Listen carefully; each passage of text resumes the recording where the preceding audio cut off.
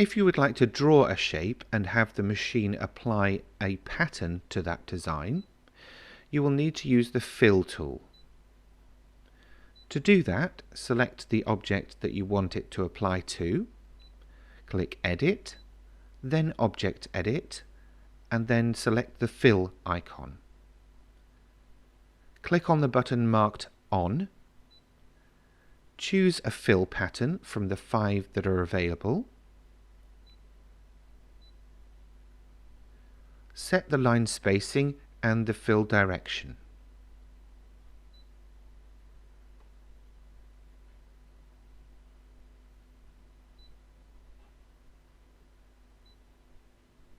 You can now see on screen that that fill has been applied to that shape.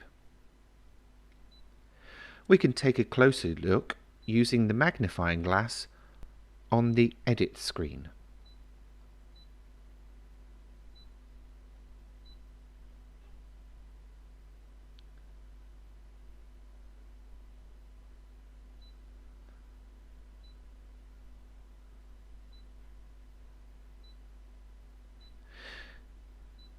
This draw fill pattern won't be applied when you come to cut the design. It will, however, be applied when you draw the design.